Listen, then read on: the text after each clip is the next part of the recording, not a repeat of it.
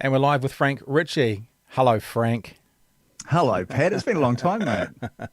I was just sitting here in my little website slash studio slash whatever this is, bedroom at the moment, thinking, what have I forgotten? Because you get that thing where you get comfortable with something, and you'll know this from radio. You get comfortable doing something, and then all of a sudden, that's when you do the big balls up. Like I Yeah. remember working for More FM in Auckland, then moving to a local radio station for a few months in Tauranga called Coastline FM. And of course, you don't say Auckland's 91.8 More FM anymore. You say a different name. And so you spend all this time and you write it and you put it in front of you and you make sure you get it right. And then after about 6 months, I'd gotten so used to it, I just started a voice break. I hadn't done it for 6 months. And I went, Auckland's 91.8. Oh, that's not right anymore. I'd gotten so comfortable that I forgot something. And I'm just looking around going, I feel like I've forgotten something today. You just saw me before we went live, turning off the phone volume, turning off the laptop volume, just... So something's going to happen. I don't know what it's going to be today. Something's going to happen. I had one of those times saying the wrong radio station on ZB a little while ago. Thankfully, the as you know, the station that I had most previous contact with was Life FM. Yep. And I was on ZB, and I closed out by going, "It's Life," and because But not as that's you a know it. perfectly legitimate, okay way to close out anyway. Yep. Only people in the know heard it. So there's one friend who's given me grief ever since. Yeah. No, it looks like you've got it all together. I hope. Oh, well, I wouldn't go that far. That implies things bigger than what we're doing right now. No, it'll be fine. Look, I mean, the people constantly ask me, why do you do this as a live stream?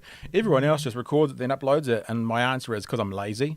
It's like once we finish the live stream, it's done. It's the same as, I mean, this again. I mean, doing live radio, you finish, you walk out the door. If you're recording something and then editing it, it takes 10 times as long. So yeah. And if you stuff something up, it's okay live. Whereas you feel like if you're putting up a recorded thing, you've got to do all the editing. It has to be slick and perfect. There's so much more work in that. I'd rather fly by the seat of my pants. Yeah. Or in this case, not pants. What are you wearing?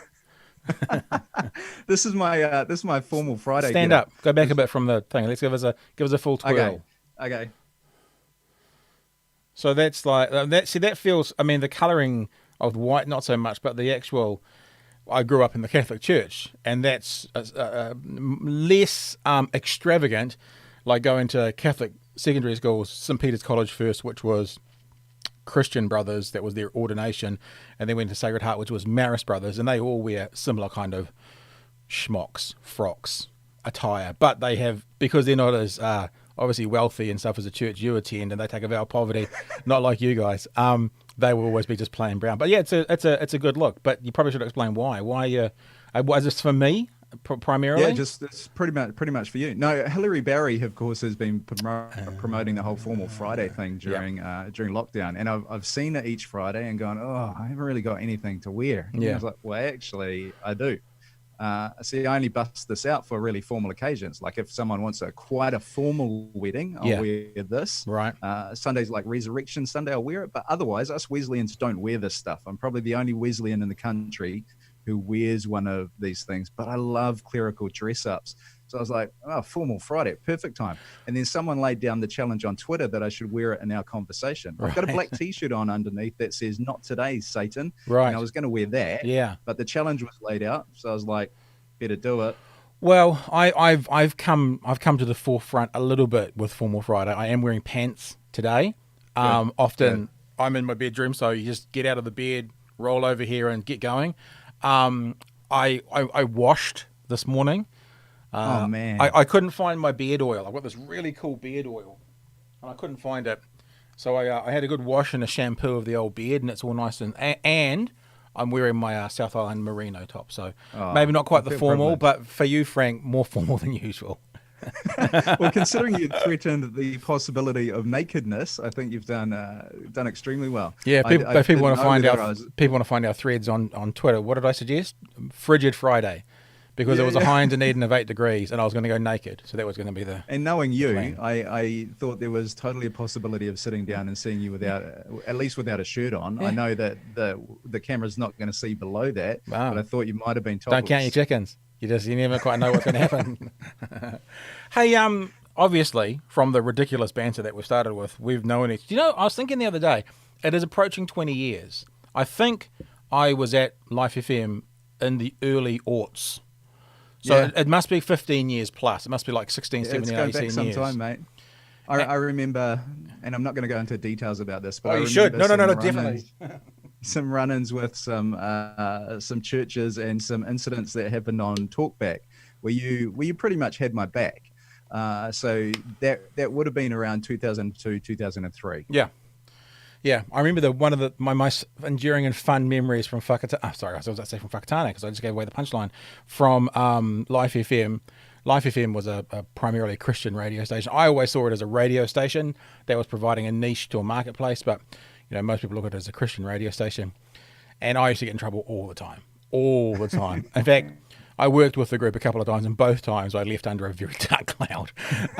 But one of my favourite memories was working on the breakfast show there. I noticed it's still called the Morning Wake Up too. I changed that to that name, and it's still called it, which is cool. In fact, I didn't even think about this, but I think I'm actually wearing one of my original Morning Wake Up t-shirts. There you go. Oh, look at you! Look at that! You are. That's so retro. Yeah. I didn't even think about that.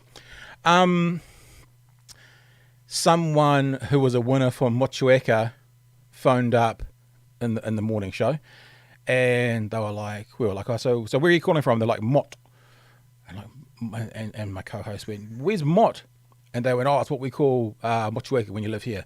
And I looked at my co-host and I said, I wonder what people who live in Whakatane call it. And she looked back at me and she went, Whakatane, Pat. And I'm like, never got in trouble for that one. Also, I never got in trouble when I did a live broadcast from Hobbiton and talked about I'm looking forward to going up Bag End, and never got called out for that one either. So I snuck a few of my my dodginess through. I remember this one where I was co-hosting with Di on the drive show. Di Skidoo. And there was this bus that had been hijacked from the airport at the time, and I remember getting two things mixed up in my head. So I had jacking a bus, which would be like nicking a bus. Yep. And then I had in my head also taking off with a bus.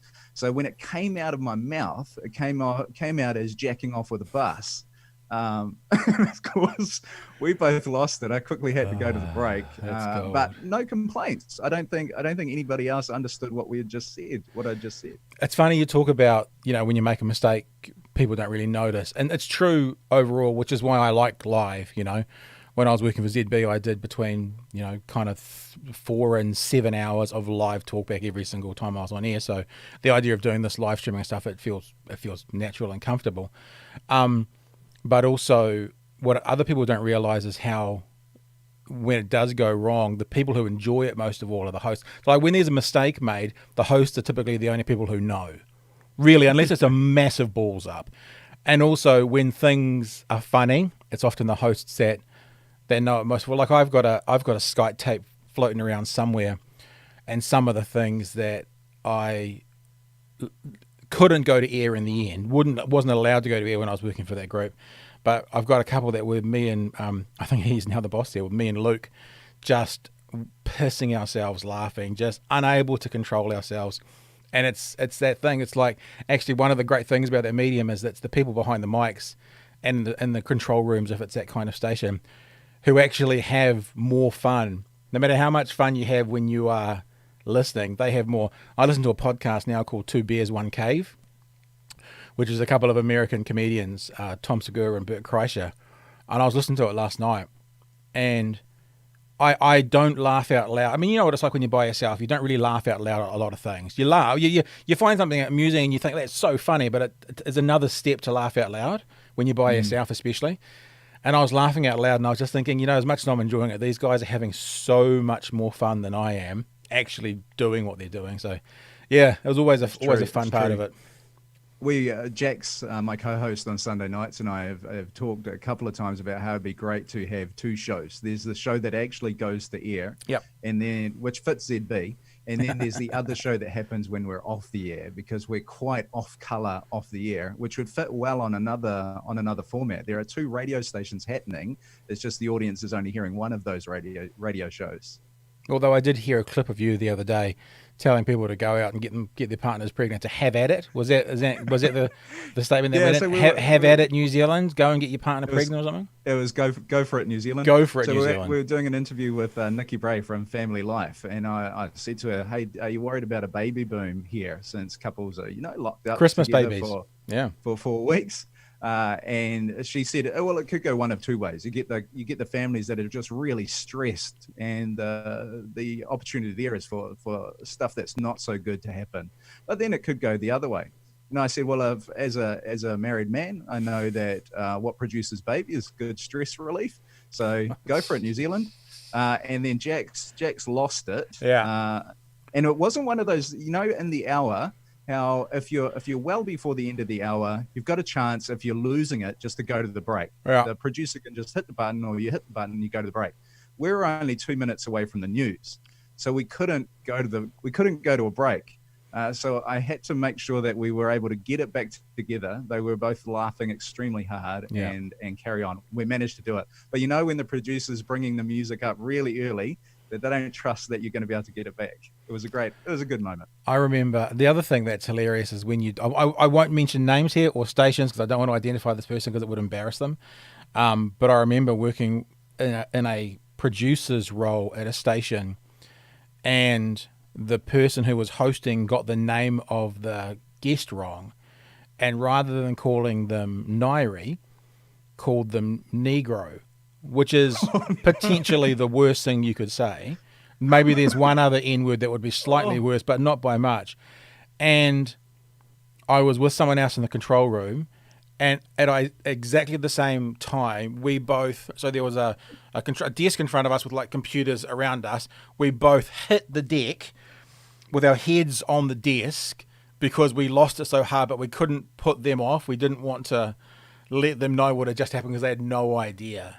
So Wow. rather than saying Nairi, they said Negro, and it was a one of those situations. You gotta wonder how the brain's working in those times, like where that comes from. It's like Simon Bridges when he accidentally called Paula her Paula Benefit.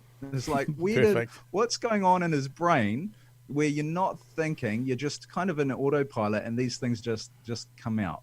Not anything you'd say if you were consciously considering it, but when you're in autopilot, it just happens. So does that therefore mean that it's maybe more of your truth? Like in politics, and I remember saying this to Don Brash, in politics, people talk about what you do behind closed doors is not the public's interest. And I'm like, actually, what you do behind closed doors is your true and honest self. I actually would, not that I'm using the statement like I want to know what's happening in the bedroom, which is when people use that thing. But in other words, what you do in private is actually really important because that reveals your true character. Yeah. I wonder if what you say when you're not thinking, releases some of the real thing. So maybe Mr. Bridges there was thinking about how this person's been on the benefit a lot, or maybe that, who knows, but associates that person with the benefit. So that was a little natural position, perhaps.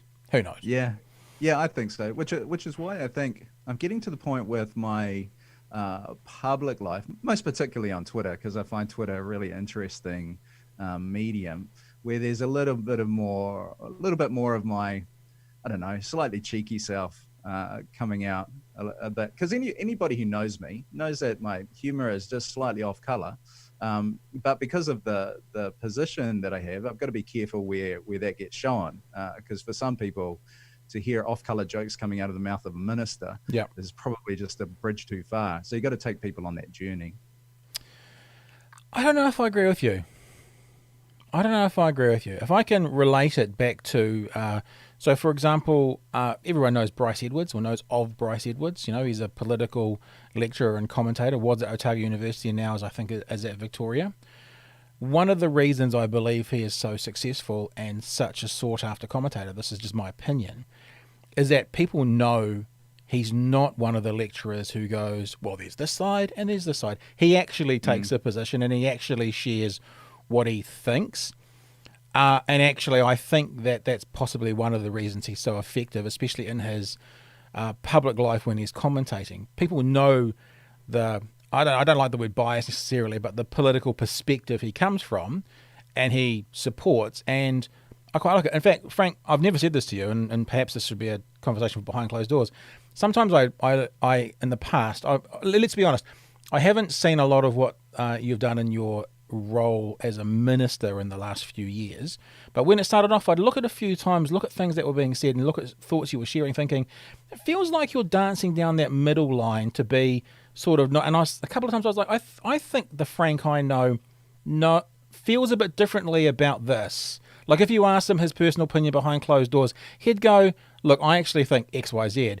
Whereas I wonder, and this is, as I said, probably an inappropriate conversation to have publicly, but I wonder if the idea of actually sitting on the position that one believes in is actually the better for society position, as opposed to sort of, and I'm not saying you personally are hedging bets, but sort of having to be careful not to offend one side to include everybody. You know what I mean? I mean, you know that I made this product called Elephant TV a long time ago, and that's actually what I did.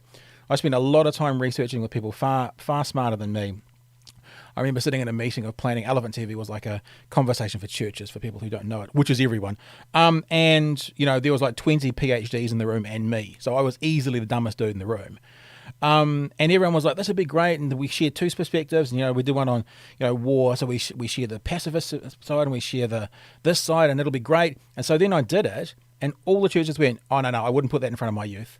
I wouldn't put that perspective in front. So it would have been more effective had I gone, you know what, I'm someone who has a left-wing ideology, a progressive theology, whatever you want to say.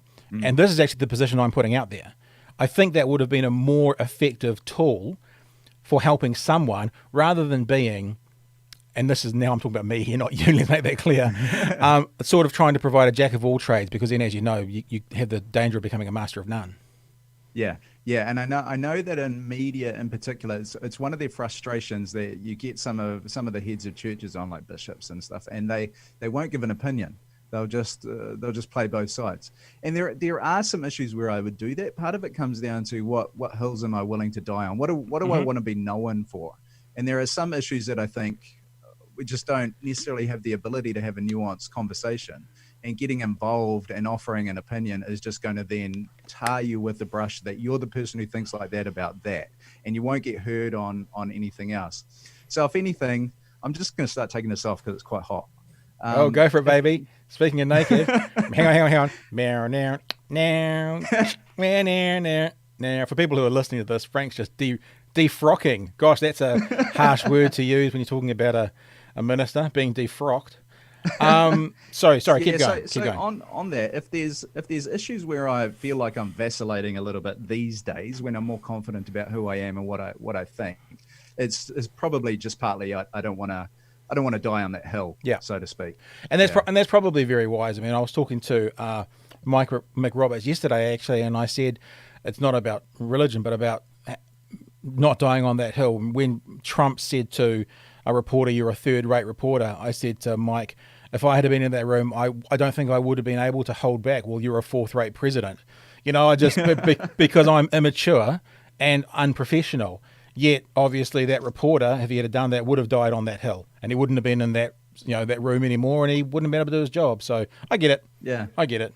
Man, you're really going down to the t-shirts. And having a, it's really interesting being someone who has a media persona and a congregation, because my congregation is relatively diverse in their thinking on a whole number of things. Yep. And so there's issues where I will tell them exactly what I think about things. And then others where I just want them to go on the journey of learning to listen to each other and get along together. Yep. And if I threw my opinion on the table, it would railroad that process of them learning to do life together. And all of a sudden, one side would seemingly have me with them, where, yeah, that might be my view, but actually I'm with all of you here. Yeah. No, and that's wise. I'm not wise. That's probably why I take the position I do, because I also remember speaking to another minister.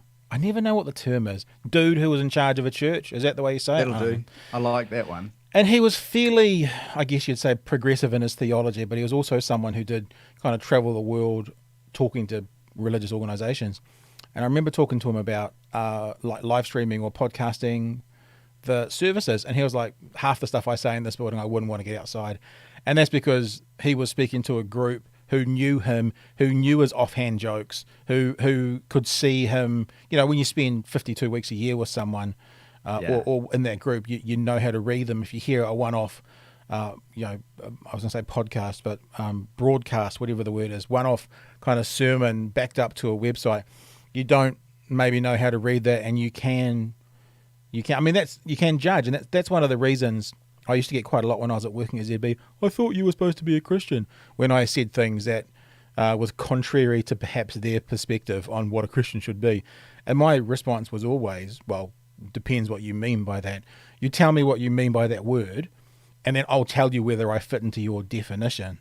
I'm sure you've read it. There's a really good book that I can never remember the title of. It's either called Unchurched or Unchurched. It might be Unchurched. That's a book. And it's a research book, and it talks about research within millennials who are not part of the church. And there was, it said something, it's between 85 and 92% of these millennials who were researched said you can replace the word Christian with hypocrite, judgmental, homophobe, and there was a couple other words. And so as someone working on ZB, speaking to 100,000 people a week, because that was the audience of that show, or those shows, I'm like, I don't want to give someone else the ability to label me. So I won't use these labels, and I still kind of try to avoid them today. I'm just me, Yeah. I just describe myself as me, and I think those labels can be unhelpful. I also think they can be the opposite as well if they're used correctly. They can cause you to have whānau and feel like together and like a group, but they can also be weaponized. So it depends how you want to use them. They can. One of the big challenges of me and what I do is I know that no matter what, people have a preconception. So they might see my profile on Twitter or on Facebook. They see the collar. They've got a preconception of what I must be all about, and you can see that playing out in tweets regularly, especially Twitter. People diving in on subjects that are completely unrelated with whatever their favorite gotcha beef is about Christianity. They've got that preconception, and there's an element where I've decided that it's partly my role to be in that mix. So I remember sitting down with one person recently, and we were talking about the idea of subverting the expectations. So one of the things that I quite enjoy is that once people get to know me, I believe all the traditional stuff, but once they get to know me, it doesn't quite fit the box, and I feel a sense of a chance to help people. I'm not interested in trying to make people believe as I do, but the chance to reshape some of those perceptions, I think is really healthy and good. And I enjoy that process, partly because the most important thing I do on a Sunday, and this isn't going to make sense to people who don't believe, one of the most important things I do is Holy Communion. It's the table where you get to come and you get to participate in, what's an accessible way to say this, the offering of God, so to speak. No matter what I believe about anything, my theology says that table is open. We could completely disagree on stuff, but if you walk in the door and you're participating, you're welcome to come to that table. And since that table is the central part of how we gather, that's a really big deal. It doesn't matter if we disagree on this other stuff. I want you to know in how you've interacted with me that you're welcome at that table. It's interesting, the idea about doesn't matter if we disagree on this other stuff. I think that within, I was going to say 20 years plus, but probably whole life, since I spent the first 20 years of my life in the Catholic Church, a long association with religion.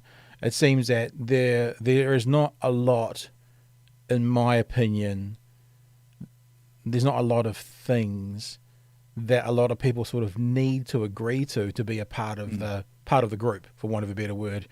Whereas, in fact, our old mate John Cowan used to say quite a lot that I like God. His friends are a bit more of a question, though.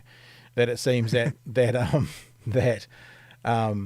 it's the modern day pharisaical sort of thing that you got to follow all these rules and do all these things and live all these ways to be a part of the team. And I'm just like, dude, that's not the faith or the religion or whatever that I would ever want to be a part of. I think about the story of Jesus, and I think about this guy that spent 3 years camping with his 12 best mates. I love that. I love that. And those 12 best mates were reasonably dodgy. Like you think about the Last Supper. And one of the big stories about the Last Supper is Jesus washing his disciples' feet before they have the meal. Now you think about who he was doing that for. You've got Peter, the guy who's about to deny him, and Jesus has told him he's going to deny him when push comes to shove. You've got a whole lot of people who are about to run away. You've got Judas, who's there in that moment. He's totally welcome, who's about to betray him. Like that set of characters there that he decides to hang out with, to serve in that moment, and then to have a meal with, they're a dodgy bunch. Now, if they're all welcome at the table, why would I exclude anybody from that table? Yeah. Unless they're a right-wing evangelical from America, then you can exclude them. Yeah, that's probably my biggest struggle, but I've got to get over that too. But actually, with a smile set on the face and a bit of a laugh, that's actually, I think, when we talk about his friends, quote-unquote friends, that's some of the biggest hurdles for people to understand what this faith process is all about, is these people who want to fight for the rights of the unborn child, but then once the child is born, they won't let them go on welfare, at the same time supporting wars that are bombing children in other countries. It's just like, what? You just that total sellout to political power at almost any cost. And you saw the worst of it when Trump got elected, because all of a sudden all these people who were pro-family and anti-divorce and staying together then got behind a Look, I'm aware that the audience that may join may be a bit different today because you're with us, so I won't use the words that I would usually, in case it offends them. I'll be aware. I'll try and be a bit mature. But who decided to follow a P word grabbing, probably someone who's paid for a series of abortions to some, people who has worked under him, liar, cheater, stealer, who now looks like he's trying to usurp the whole country by bringing in an archaic law to cancel Congress so he can bring some more judges in. It's just unfathomable. Oh yeah, and I really struggle. Like I'd say that I hold to a consistent life ethic, with lots of nuance in there for the very real struggles that people go through. But I would say that I want my instinct, allowing for the nuance, to be the flourishing of human life from conception to natural death. Problem is that we're often compartmentalizing along that way, but it means that I want to help mothers who feel like they're in a situation where they might need to make a choice for abortion with no sense of condemnation about where they're at. I'm anti the death penalty. I'm pro social welfare. I'm for promoting voices of peace rather than trying to find the justifications for war. I want the best palliative care we can possibly have, and I want us to invest in it well at the other end. But unless we're demonstrating that consistency, then why would anybody listen to us when we're raising our voice at that end or that end? I just think it's about walking the walk as well. It's like you talk about, you were mentioning about taking positions. I think about doing things. I remember, I can't remember who it is or who it was, and I'm going to do them a disservice. Let's talk about Mike Hercock. I've got to make Mike Hercock in Australia, who was one of the guys behind, is it called the 100 Chaplains or the 100 Priests walk? And they went into the hero parade, 100 of them, and their job in the hero parade was to say sorry, and that speaks more to me than any position, vocalized position. I remember at the hero parade in Auckland, not to bang on the hero parade, I'm sure at one stage it was going to get cancelled because of costs of cleanup, and a church group offered to do the cleanup afterwards. And it's like just looking after people. It doesn't matter who they are, where they are, what their beliefs are, their ideology, what income bracket they're in, what they think of this, all-knowing God that people talk about, just serving people and helping. And that speaks far more to me than it does. Even taking, I'm not saying that we don't, you and I love a good debate or a good conversation about taking positions, but the doing, it's that when words and actions disagree, you believe the actions. The actions speak, well, what's the saying? Louder than words sometimes. Yeah. That for me is at the heart of what I do with the media chaplaincy work that I do. I've been around media long enough to know now how many Christians are engaging, and it's not healthy, and it's not healthy and it's not helpful. But I think many Christians now, we're coming out of an era where Christianity, to a degree, whether it was exerting it and trying to or not, controlled the narrative. People roughly all had an idea of what it is that Christians believe. We informed the moral fabric. But over the last number of decades, that's been stripped away. So now we're getting to this position of somewhat cultural powerlessness. But rather than going, how do we readjust to this? And how do we serve from a position of powerlessness? A lot of people just want to regain and just have that power back. So they send in their complaints, they rant and rave, they wave their placards because they've lost power and they want to get it back, rather than going, actually, this one that we follow embraced powerlessness to the point of going to the cross. So what does it mean? What does it mean for us to engage like that? So the media work that I do was about going, wow, actually, I really like these people who work in the media. How do we serve, rather than how do I turn them into people that just think and believe like me? And that seems to be, I always find it interesting that you're talking about the church of recent times. I think you're probably right. You know, when the original, and I'll talk about the church and the original church, you know, being 2,000 years ago, based around the baby in a manger story, as accurate and factual, and there'll be lots of people who disagree with me. But looking at that story, looking at those, the way they did it then, it was all very outward looking. You know, if you read, for example, the book of Acts, I remember someone once talking about it, and I remember they went through the things that you need to do to have like a church service or a community, and one of the things was be a party people, you know, that was celebrating, it was bringing people in, it was eating, it was looking outward. And I think the church of the last, well, let's say the Pentecostal church, the church movement since the 50s and 60s has become very inward looking. You know, it used to be, I want to come out and be with you, and now it's like, you should come in and be like us. And I think that's a huge ball that's been dropped. And no criticism of any one church, but in religion, you know, bigger picture, in general, that's become much more insular and inward looking. Yeah. I think the church has always been a mixed bag. So I don't know if I'd entirely agree with that, but I think because of the changes we've been through in New Zealand, I think there's a strong case to be made for that. I love the mention of partying there. Obviously, one of the big hang-ups that people have is the idea of tithing and churches giving money. And a bunch of the interviews that I've done recently about online church, I've almost constantly been asked, so how are you doing the whole giving thing? How are you passing the plate around? I've told my people that actually, if they're struggling through this, give less. Yeah. Most of our people give via AP because I keep forgetting to talk about money on Sunday. But I've told them if you're struggling, to give less. But the whole tithe thing in itself is fascinating, because you get churches, you're like, oh, well, that means that you have to give 10% of whatever you earn. But in the Old Testament, that tithe was used for many things. It was used to help fund the priesthood, which was different in ancient Israel because it was the center of society. It functioned. It made the decisions. It was almost the political structure as well. So it needed to be funded. It's where the poor got fed from. So the tithe was used to feed the poor. One of the other things it was used for was a party in Jerusalem. Regularly, everybody would gather in Jerusalem, and the tithe would be used to fund this massive party. So I'm all for churches who take some of their funding every now and then and use it for shared lunches and put on meals and just have a good time together. I think the tithing question, there's a few questions that people throw at churches, in my opinion, that are sort of red herrings. And I think the tithing is one of the ones. Someone asked me about that once, and I said to them, well, how does the golf course pay to be a golf course? How do they pay the greenskeepers? How do they pay for the power in the clubhouse? How do they pay for the water? And the answer is that those that are a part of that golf course contribute fees or subs.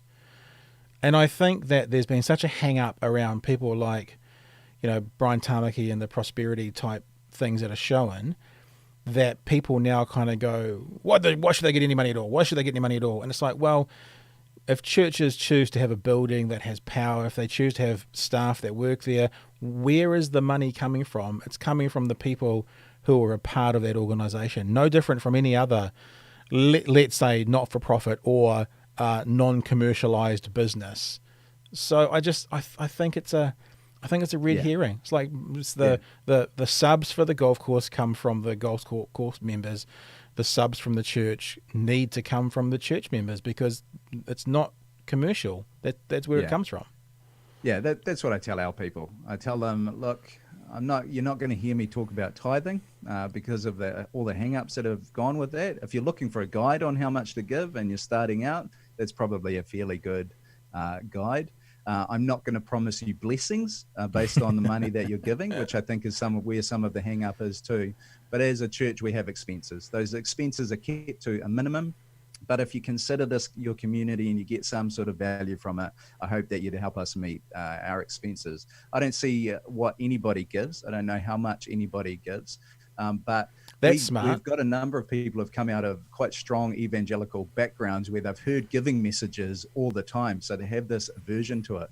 And almost every time I say, look, here's how it is, without all the riffraff that they've heard before, giving almost goes up every time because we just sound a whole lot more relaxed about the whole thing. Mm-hmm. There's the sense of not bothered. It seems to work. Sometimes church people are wound so tightly that they need to just chill. I remember speaking to a younger sister of a friend of mine, just trying to explain to her, just say shit once. Just swear once. Just say one swear word. Honestly, it will release something in you it'll make you feel a lot better. And she couldn't do it. And like 2 months later, I got a text or a message from her saying, I swore today, it wasn't that bad. It felt exhilarating. And like, I wasn't trying to do it to turn her into a sailor that effing blinding every second word, but these rules around what we need to be and who we need to be and how we need to act. I can't do it. I just can't do it. And maybe that's to my detriment long term. Maybe I'm not mature enough to be able to do it, but I can't. And I love Dunedin to death, but coming from a much larger community to a much smaller community, the opportunity to do sort of time with people in an organised way is far reduced here. And so I think it's kind of something that it's not, I don't know if that's going to be a part of my future anytime soon. I just don't know. Mm. Yeah, everybody's on their journey, mate. It's fascinating. Like, I mean, we could sound like we're overly critical of the church here, and I'm a minister because I love it. I love the church. I love the story. I love what happens when people are able to really encounter that story of Jesus and get on board with it. But the story of Jesus. But I've found, and I believe in things like prayer and the beauty of Scripture and all its mess, and the sharing of who we are. And if faith is part of that for you, then the sharing of that, I think, is a valuable thing. But I've noticed with our people who have come out of backgrounds where those things were pressed, that you have to do these things. The more I've been able to say, hey, look, whether you pray or not, you're still good with God. Mm-hmm. Whether you study your Bible daily or not, you're still good with God. These are wonderful things, but you're still good with God. The more I've been able to help them relax and then introduce them to some less pressured ways of engaging these things just by modeling it, the more they do it. There's this counterintuitive thing playing out where I'm going, hey, look, don't worry about it. It's a wonderful thing, but you're still good with God. And the more you actually just understand you're still good with God, the more you're probably going to want to do these things anyway, as opposed to this is what you have to do. And who wants to do what they have to do? It's like the stuff that we hear about the Bible, little pithy phrases like basic instructions before leaving Earth, or the textbook for life. Who wants to engage with some sort of textbook on a regular basis? Where if you go, actually, this is just a messy collection of writings and stories about humanity and God. Don't worry about what you have to think about those, but let's read them together and find it really interesting. The more I find people engage, and we have some great discussions. So even that, I would imagine you describing it as a messy collection. Even just those words, I'm sure some people will rally against that because, some people would consider it a perfect piece of literature ordained and written by the Lord God Almighty himself, and to deem it as messy, as disrespectful. Like, you know what I mean? It can go on and on and on and on and on and on. And people can misunderstand me. People can misunderstand me there. Like, I hold to those traditional ideas. I believe Scripture is inspired by the Spirit and written by human hands.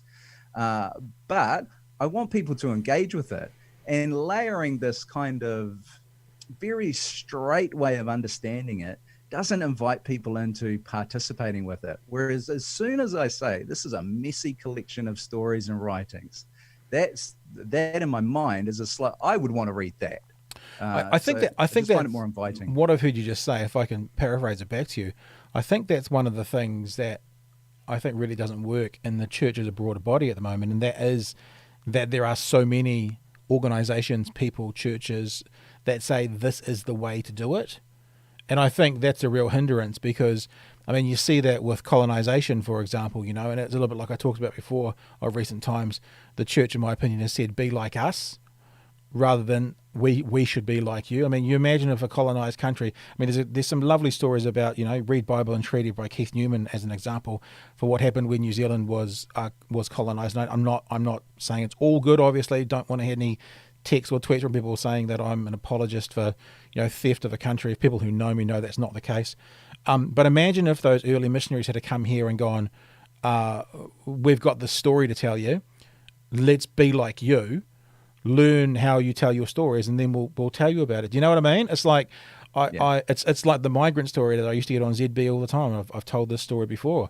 You'd get your typical, well, let's just be blunt, redneck, elderly caller phone in, going, these migrants, they should, we should be one people. We should be one people. And my response to them was, well, there's a couple of ways you can be one people.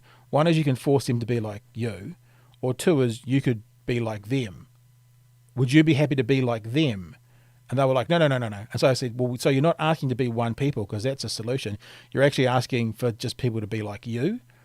And then they'd also say, they stick to their own kind and they don't integrate into community. And I would very simply say, well, when was the last time you asked this new migrant family to your neighbourhood round for dinner? Because typically the way you get into a community or you get into someone's house or circle is you open the door. And it's and that doesn't seem to be. I don't know whether it's a natural thing or a learned thing or a European thing, and perhaps some indigenous cultures don't quite think that way. I don't know, but I always think that idea of me being like you. The probably the most effective people who speak to young people are people who learn to be like a young person, learn their culture. People who most effective speak to whatever group learns to be like them. Well, there's a basic premise that I live by. There's this idea that God is at work everywhere all the time. And if I'm going to use the language that I'm most familiar with, the Holy Spirit is there ahead of me. So when I sit down with someone, I believe that God's Spirit is actually already at work. This is a person created in the image of God. The Spirit's there. It's not my job to treat this person like some godless riffraff that needs to be knocked over the head and dragged back to my church. It's my job to connect with whatever's already going on there.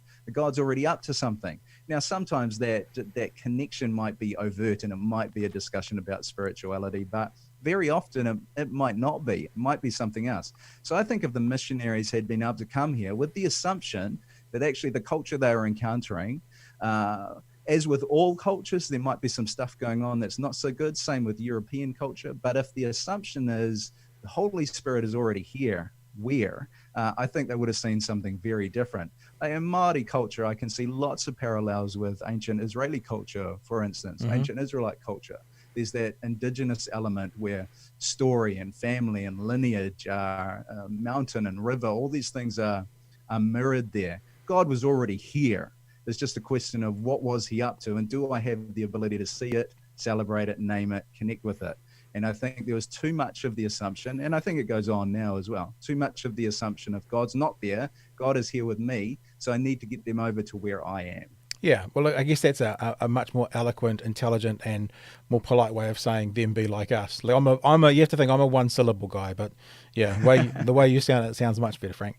Hey, Thanks, your media chaplaincy, I was intrigued when you started doing this, and you've said it a couple of times during this, but just to explain, the way I think about it, and you correct me if I'm wrong, is you're kind of acting as a chaplain.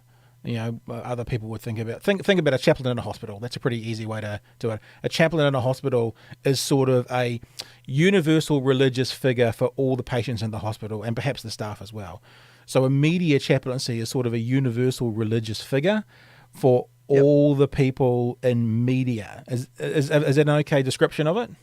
Yeah. So just like in a hospital, a chaplain would be someone who doesn't necessarily have a hugely defined role, but is there to wander around, offer care, to listen to people where they're at, to not solve their problems, but to be the one who's in the mix with them, and that person usually has a faith, and that faith can play a part in the conversation somehow if it's appropriate. I would play that role. I'm the person who's loosely in the mix. I happen to be a minister. I'm there to listen. I'm there to support and to give space. That's about it. But you've put your hand up for that, and you've made it known that that's who you are. So, for example, I think on the eve of Easter Friday, you were on the project. Is that right? But what I'm saying is, you are providing something to the media. It now seems also the media is coming back to you, going, this is a guy who can talk to us about God stuff. Is that kind of what's happening as well? And how does that? So I guess what I'm saying, like, I won't mention names, but I have been in a newsroom, literally, without exaggeration, where a Christian, quote unquote, Christian story has come up, and I've heard people say, "Oh, get insert name here," which I won't say. He's a crazy Christian. He'll give us good talent. Yeah. People might know who I'm talking about when I'm saying it, because it's in the last 10 years sort of thing. But basically, considering the person they want to have on air as to be basically the nutter Christian, that's not the role that you've got, and that's not the role that I think the media is looking to you for. How does it feel being the person to kind of, on some level, be the voice? You're sort of the voice of the Christian faith, and that involves many denominations and many high-profile media outlets. Yeah, it's an interesting balance, and I guess my hope is, and I can't speak for the people who are inviting me to talk, but my hope is that as trust has built in the background, and it's understood that I'm also a broadcaster, that I might have the ability to give them what they need without being a nutter. Because ultimately you need someone on the air who's going to be interesting. Now, obviously, one of the easiest ways to get that is to put a nutter on the screen. But if you can get that without putting the nutter on the screen, then that's the better person to turn to. So I think because of broadcast experience, I have that to offer. Yeah, and let me just make clear. And I think I have made this clear, but I'll make it doubly clear. My feeling when I see or hear you on very media outlets is they're not looking for the nutter. So it's quite good that has changed, and you've sort of, they've got a question about religion in general, they kind of come to you. What about that role as the chaplaincy, to think about the hospital chaplain? If there was a person of faith in the hospital that wasn't of Christian denomination, often the chaplain would still, be there to help out that person. Do you find that at all? If someone wants, like, are you having interactions with Jewish people, with Muslims, with Baha'i people coming to you as a religious figure, as a chaplain type situation? I don't think the media is diverse enough in its religious expression to have a lot of that. Right. I would happily sit down with anybody. If anything, most of the people that I deal with would be agnostic or atheist, as opposed to a completely different religion. There are people that I interact with of other faiths, and we get along well. But by and large, the people I interact with would be agnostic, atheist, or spiritually curious. Right. So I'm interacting with people who have completely different views from me, and I enjoy it. My borders, whilst I'm solid about what it is that I believe, my borders are very porous in a sense. I'm happy to sit down and have anybody at the table to break bread, with no sense that at the end of the day you have to believe what it is that I believe. Coming back to you mentioned something about being the face or the voice of Christianity. That's a really interesting one too, especially over this last couple of weeks, to have been thinking about, because there's an element where, I wear a clerical collar. So when people see me, they see a Christian. Yep. And that person then becomes the face of Christianity. Yep. There's an element where I take that on, and I hope that it shifts how some people understand faith, or how they might be willing to engage with someone who believes, when all their engagement before might have been headlines about a particular brand of Christianity or a particular way of thinking. My hope is that there's a shift in perception there. But there's another element too where I don't take that on board too much, because then I might start not actually giving me my opinion, as we talked about before. You know, if I have the responsibility of representing the whole, then you almost start to say nothing, because the whole is so diverse. There's no way any one person can represent the whole. But that, I think, without trying to label you, I mean, if I think about, let's say, the last 2 or 3 weeks, right? Probably would be fair to say that you are the most listened to, viewed representative of the Christian faith that's been on New Zealand mainstream media. You know, whether it be RNZ or the Project or whatever it is, there's probably no one else that's been on more than you talking about it. Would that be fair? Yeah, I would say, especially this last 2 weeks, I would say that is probably easily the case. Just last Thursday alone, I did 5 different interviews. The people who would have either heard me or eyeballed me last Thursday, Friday, would have numbered in the hundreds of thousands. I would imagine. I try not to think about that too much, but it would have been up there. Well, dude, just don't freak out too much. But right now there are about 3 people watching us on YouTube. So I love it. And see, this is where I don't stay actually strong. Stop sweating. I don't. This is where I don't actually give a rip. Like what's amusing about the whole media engagement thing is that my church on a Sunday, I think the biggest we've got to is maybe 49, 50 people. Like in the scheme of churches, I have a pretty small church. And so to be the voice of Christianity to a degree with a really tiny church, I just find wonderfully ironic, but beautiful.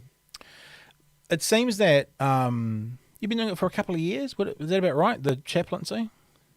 I think, well, in my head, it's always 3 years, but I was on Media Take 5 years ago. And that was just after we started it. So actually, it's been about 5 years. I was wondering, and I'm sure this is a bit of a boring question because it's probably the thing that you have spoken about many times before, but you obviously went to Christchurch after the massacre last year.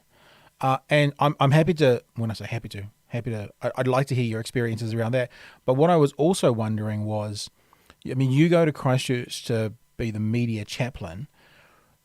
People are talking about what we're going through right now being we're in a war, like basically aligning, you know, nurses today and doctors today with soldiers in the 1940s. They're the frontline workers. They're the ones at most risk, etc., etc., etc.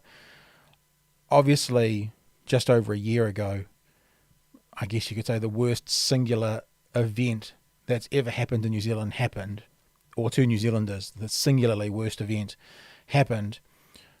What's the vibe like talking to people in the media around this coronavirus COVID-19 situation? Gosh, I was about to say which arguably is worse. I can't say that. I don't want to say that. But no, it's actually just very different. Yeah, which is very different and ongoing, and you know is killing people, but doesn't have that immediacy of a massive gun attack. What's the difference, and what are you seeing speaking to journalists then as a chaplain versus what's coming up now? Yeah. What I dealt with a lot in Christchurch, because I landed the next morning, the morning after the massacre, was adrenaline. Like the journalists that I managed to encounter were totally jacked up on adrenaline, in shock. And if anything, I was just aiming to be a slightly calming presence where they could just let off a little bit of steam if they needed to. And then, of course, following on from that, you then deal with the arc of trauma. Whereas this is very different. And I've not encountered anything like it before. So you've got the people who have lost their jobs, and there are hundreds of people in our media. It's good for New Zealand to know this with all the moaning about the media that's going on. There are hundreds of people in the media who have lost their job.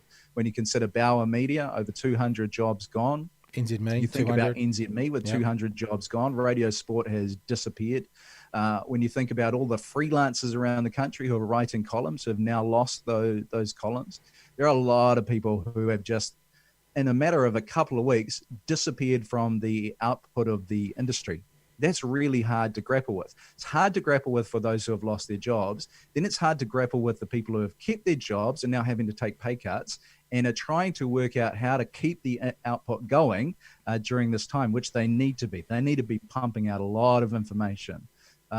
So I haven't had a chance to talk to loads of reporters yet. I think it's going to probably ramp up once everything frees up a little bit and they and the country really start to get to see what impact this has actually had, because we're all a little bit sheltered from it at the moment. That includes reporters to a degree. So I think the fatigue of it, the shock of it, and the realization that I've got to keep doing my job in the middle of it, I think that'll probably really come to the fore once we're out of level 3, once we get to start moving around and interacting a little bit more. Most of my work over the last couple of weeks has been less of going one-on-one with journalists and just actually helping out where I can by offering comment for stories, just trying to help with content. Do you have, the equivalent of a Rolodex where, you've been speaking to this journalist twice a year based around after Christchurch and going to catch up with them in the next couple of weeks? Have you seen in your phone contacts that there are people who you have spoken to in the past before who are some of those people who have lost their jobs, and are they going to be people you're connecting with, now that they're, I guess, technically out of media? How does that all work? Yeah, no, most of the people that I've connected with over the last number of years are still there, because a lot of them are frontline people, so they're not the sort of people who would lose their jobs. Right. But going through the situation that MediaWorks went through a number of years ago with Mark Weldon, where a whole bunch of them were losing their jobs, I was around for that. I was in the mix for that, and so I ended up talking to a lot of people, making relationships with people who were losing their jobs. I think that'll probably happen here as well, as the hardness of losing your job hits. There are probably some of those people that I'll end up catching up with. The irony of that is I'm a media chaplain, but in a situation like this, it's people exiting the media that I end up spending some of my time with, and I'm more than happy to do that. You've got people who have been in the media for years. It's all they're known, and now they're having to think about what else they do. And I see a lot of people blaming the media for not changing and moving quick enough and the need to restructure. All that, I think people need to shut up. All that aside, there are people who are losing their jobs here. Whatever your beef with the media, these are human beings who are losing their jobs, working hard, doing their best. Whatever you think about that, let's have that discussion afterwards. What does it mean to just care right now? I think actually the criticisms that you just said people are laying at the feet of the media about not moving, I actually think that's criticism that should be laid at the feet of the audience. Because I mean, since doing this for the last since 2018, I've come up against the New Zealand public hasn't moved away from that traditional media like the rest of the world has. There have been the non-traditional new media, and I kind of call this sort of thing new media, because we're not just a banner ad on a website. But I'm finding that the way media has moved, especially in America, is 5 years ahead of us, and our audiences are the ones who haven't moved. So if the audiences haven't moved away, of course the media groups haven't moved as well, because that's how it works. The media group will follow the trend. The media group won't set the trend because they're not going to go to a place where there's no audience. So at the moment, so I actually think the reason that maybe the media hasn't moved is more because of what the demand from the New Zealand public has been, which means if you're going to point the finger, point it there, not at the media groups providing it. Yeah, I think you're right. I don't think the consumer quite understands how much power they have in terms of shaping the media. Once you get outside of RNZ and TVNZ, publicly funded media, it's the consumer that drives pretty much everything else. Yeah.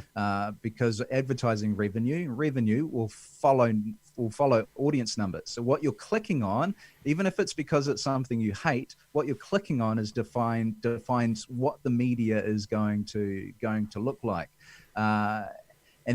So the consumer needs to shift things, and Facebook and Twitter, but Facebook in particular plays a big part here, because the algorithms that define what you're seeing in your feed, which is where most people are getting their news from, is having a massive impact. And it's what you engage with. Yeah. So I think the consumer needs to go, what sort of media do I want? And then start engaging that type of media so that the revenue would then follow that type of media. So here's something, and I was talking to Mike McRoberts yesterday, and I asked him the question about TV. It was a great conversation. I was thinking, he's probably the face of TV3. Maybe he won't want to share his thoughts, but I asked him about TVNZ and RNZ because I know there's been a lot of concern in some commercial sense that those media groups might get dwarfed by this big public broadcaster. But Mike said something really interesting yesterday, which I love. And I'm not gonna repeat what he said exactly. I'm gonna bounce off what he said and make a point. Is that probably the best thing? Speaking of jobs and security, that the government could do for media in New Zealand at the moment is turn TVNZ and RNZ into a BBC style situation. Because what that then means is if people want to advertise, they have to go to Prime and TV3 and other places. So actually becoming a public broadcaster secures the fourth estate, secures the idea of well-funded journalism at all levels, but it also sends the advertising dollar to a smaller group, hence helping sustain them. And I'm just like, that is genius. Yeah, like as a consumer, I was like, I'm down for this BBC style 1 years, and I know that the fantastic irony of Jesse Mulligan, who I love to bits, used to work in the same company as him at More FM, but making comments about the BBC style thing being bad for commercial while he's working at RNZ, which I thought was kind of hilarious. But I as a consumer, I'm like, that'd be great. I'm down for a free to air, publicly funded, no advertising, no commercial entity. And Mike actually said the country needs it. And I would entirely agree. As long as it cannot compete for the advertising dollar as TVNZ does now, I'm totally for it for that reason. So then private business dollars get sent back to private media industry. And watching the Epidemic Response Committee's meeting the other day, which was focused in on media, and hearing from the heads of media, you got this real sense that for private media in particular, they have a very symbiotic relationship with business, because business is hurting now. They're hurting. But in order for business to be able to come back too, they need to be able to advertise with those private media entities to get people to come back. Those two things exist together. When business goes off to a publicly funded entity, it's doing something that's actually reasonably unnatural. So if we can create an entity that is bigger, serves everybody well in the public interest, and pushes the advertising dollar to where it most naturally sits, that's going to help everybody. Yep, I agree. And perhaps the difference with that conversation now versus when they first floated the idea of the public broadcaster is maybe the commitment the government needs to make is no advertising at all. Because at one stage they were saying TV1 becoming sort of the commercial-free public entity, but TV2 still being commercial. If the government actually went, BBC One, BBC Two, not calling it that obviously, but you know what I mean, TVNZ One, TVNZ Two, and it was all commercial-free, then from our taxpayers we support that, and from the private sector we have a healthy and robust opposition to that as well. And I think that was really insightful, and I hadn't thought of that before from what Mike said yesterday. And I guess as someone who works for TV3, he said this is his 19-year anniversary this week. It's also beneficial for what they're trying to do there as well. I think it'd be great. Yeah, there are a couple of other things that came up in that Epidemic Response Committee meeting that I think were really good too. One of them is the merger of ZME and Stuff, recognizing that both of those have fundamental changes that they need to make to keep going. They fundamentally need to change, but in order to give them the time to be able to go on that journey, that merger probably needs to happen. The other one that I really liked, that pretty much all of them pushed for, including the newer ones like the likes of Newsroom and Spinoff, was more funding into New Zealand on air that everybody could compete for on a level playing field. So I think there's some, whilst there's long-term changes, systemic changes that need to happen, I think there's some early things the government can do to change the field in order to give everybody the time that they need to make the systemic changes. Merger of TVNZ and Radio New Zealand being one, beefing up New Zealand on air, and allowing the merger of NZME and Stuff. I think those are fairly simple things to do. I also think that one can help the other. So, for example, if TVNZ went to the public broadcaster, then the beefing up of New Zealand on air might not be quite so needed because you've got the commercial entity left over to go to the other guys as well. I think also educating I don't know how to do this, but educating the audience as to, especially the business or the B2B business people that actually putting your money in places like Spinoff and like Newsroom and like podcasts and stuff is actually a really effective place to put your advertising, and not just, hear the sales rep from radio station XYZ and thinking that's the best way to do it. So I don't know whether that can be a governmental kind of inquiry as to that, but I'm interested when we come out of this. See, people, I don't want to say people like me, I'm not trying to talk about myself, but people who are making content currently and doing it themselves and basically funding it themselves and paying for it themselves are still going to be doing it at the end of this when places like Radio Sport and that have disappeared. Now, I'm not saying that in a gleeful way, I'm just saying it in a factual way. So to be able to figure out how to keep these groups, and let's use Spinoff as an example because they're utterly brilliant at everything bar television, he says tongue-in-cheek, to have support for those ones to continue on as well. Now, whether that is through New Zealand On Air or whether that is through helping divert advertising to them from an advertising agency, is it about educating the advertising agencies? In America, there is a group called Midroll, and there's one in Australia called Acast, I think, and their only jobs are to deliver advertisers to podcasts. That's it. That's what they do. Great. Midroll in America surveyed 300,000 of its own customers to get all sorts of research about how effective advertising on podcasting is. But that's all they do. They just provide. So anytime you hear a Joe Rogan or whatever talking about Butcher Block and stuff, it's probably come through, somewhere like Midroll. That's what they do. And maybe that needs to happen. Maybe the agencies need to start funneling money through to other sources which are not radio, TV, print. Yeah. I think the consumer can start rethinking it too. I think the whole online environment has created this sense that you just shouldn't have to pay for any of it. Whereas once upon a time, you would pay for your newspaper. You'd pay a licensing fee to be able to watch the television. Yeah. I mean, both you and I, in the last couple of days, have started Patreon accounts. Now, for you, that's making sure that what you have freely available. People have the opportunity to support that quite directly if they want. Whereas I'm being a little cheekier. I'm hoping that, exclusive content will be a bit of a pull for people. But this is where the consumer can go, actually, we value what you do, and we are willing to throw a few dollars a month behind that, rather than just assuming that we should be able to get it for free. If you like what's being created, find very direct ways to be able to support it. Yeah, and look, I hadn't talked about this.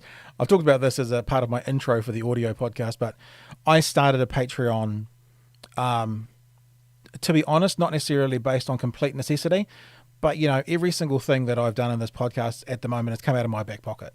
From this camera I'm talking into, to this microphone, to this laptop that's live streaming, to the other 4 microphones I've got in my studio in town, to the rent I'm still paying there whilst I sit here, to my other desk here, to my desk over there, everything is out of my back pocket. And I just went, I can't keep doing this forever and paying out. If we get good numbers engaging with us, if 1 or 2 people wanted to come along and sort of be a co-producer or sort of kind of help, then that would be great. I didn't want to do it because I get the feeling that no one's going to want to, that people are, the horse is bolted. People have been getting it for free for so long. So I thought, wow, this is the time to put it up there. I'll throw it up there and see what happens. And I don't know. I think that you'll get far more uptake on your Patreon ideas than I'll get on mine, but we'll see. We'll see. I'm gonna do some exclusive content as well. I've actually got a system set up, Frank, that we can I've got I'll release this to you first, world exclusive. I've got a telephone system set up that goes over a cloud, 4 lines that come in. There is a New Zealand phone number and an American phone number that people can call to do a talkback type situation. And I'm just in the minute talking to a couple of people about maybe doing a weekly, like on a Sunday night, having 4 of us meet up on Zoom, putting out the phone numbers, having people call in from New Zealand and America, and just having a chat. So there's other things that are coming down the pipeline as well, but at the moment all of that is. But see, it's hard to do that because I have a chat on Sunday night, but then they can also tune into ZB or I don't know if Magic Talk does anything on a Sunday night, well, RNZ probably, and they can hear talk there for free. So we'll see. We'll see if it works. I mean, you know how radio works. People buy into personalities. So Yeah, that's what I need. I need a personality. That's what I need. Yeah, you've got a personality. People tune in on to promote myself tune in to ZB at 6 p.m. on a Sunday evening, hopefully, because some of them will be doing it just because they're listening anyway, but some of them will be tuning in because they like our personalities. Yeah. Same goes with this. People will tune in. Now, I know you're a little nervous about the Patreon thing, so I will give you a plug. If you are watching this, it's because obviously you find some value in it. And if you're coming back to watch each of Pat's videos, it's because you find some value in it. What he's charging on Patreon is next to nothing. So if you keep coming back, you want to support it, you want to see it grow, the way that it grows is through funding. So just throw a couple of bucks a month in and see what happens. There you go, mate. That felt awkward. Hey, I know you've got something at 3:30 to get to. This little TARDIS of a time thing we do, it's already approaching 3:20. So we should probably move on, I think. But I don't know, maybe this feels a bit weird, but is there anything that you, as perhaps the chaplain, media, you're speaking to, I'm in the media. Is this the media? Whatever. You're the media. That you want to share, things you've been thinking about. A thought for the day with Reverend Frank. Reverend Francis. I never understood why Francis came out. I think you were trying to be a bit more serious, going from Frank to Francis. That's what it felt like. Yeah, actually, it was a little bit of a personal journey, right. Discovering, because of my upbringing, ties to family were fairly loose. So going back to my birth certificate name, which I've never used, not since I was a baby, I've always been called Frank, but it was an identity thing. And the Pope had just been put in place, called himself Francis, so it just felt like good enough for him. But I'm going back to Frank. But if I was going to offer, a thought for the day from Reverend Frank, what would you say? Probably just the same thing I've been consistently thinking about since this whole thing started. There's this wonderful phrase, and I will come back to my faith here. There's this wonderful phrase that comes up in Scripture time and time again: is "Do not be afraid." And it's because when we get scared, strange things happen. But I also heard someone tell me once upon a time that the role of a leader is to drive out fear. So I know that people have seen me in media over the last little while, and they see the smiles, they see the laughs, they hopefully see some warmth. I feel some of the anxiety and the stress of this time as well. But I believe I have a role, as I think much media does, to drive out the fear so that we can all function and so that we can all rebuild this when we get out of it. So wherever you're at, I would ask people, if there's a sense of fear and anxiety, to not let that just run away, to actually take the opportunity to examine it and get some voices in your life, whether they have the same worldview as you or not. Get some voices who can speak into that fear and help drive it out. If we can all get out of this feeling more confident about moving forward and doing it together, we're going to be okay. I think I'll put some harp music behind that and have it play and take a little clip out, and we can share it around the world, being a thought for the day. I'm going to do a little voiceover as well. A thought for the day from Reverend Frank. Hey, Frank, it's been a blast, bro. I know that we've been talking about this for probably 6 months, just in general, getting you down here and catching up, but look at technology these days. We do it. And if I had come down, I wouldn't have got in your bedroom. Whereas doing it this way, I got into your bedroom with that lovely neon lighting down the back there. That's wonderful. Wow! Oh, I love the red. Wow! Hang on. Oh yeah. Hang on. That's fabulous. People are listening and not going to have a clue what's going on right now. Just play. There we go. That's gonna flare up my camera as something awful. That's fantastic. So and I've decided, people don't need to know this, but obviously before, I'm in my bedroom because of obviously COVID, out of my studio. But I think I've decided I'm going to build a studio in my house as well. And hopefully, if we can keep going, I'll have a studio downstairs that I'll be able to use for this kind of stuff. Studio in town that what we've done is we've offered to host podcasts and host broadcasts for other people, and probably use the one in town for that mostly. And just keep on cranking in this new media world. Frank Ritchie, you are a beautiful man. Don't ever let anyone tell you otherwise. Thanks, mate. And let's catch up again soon. All right, bro.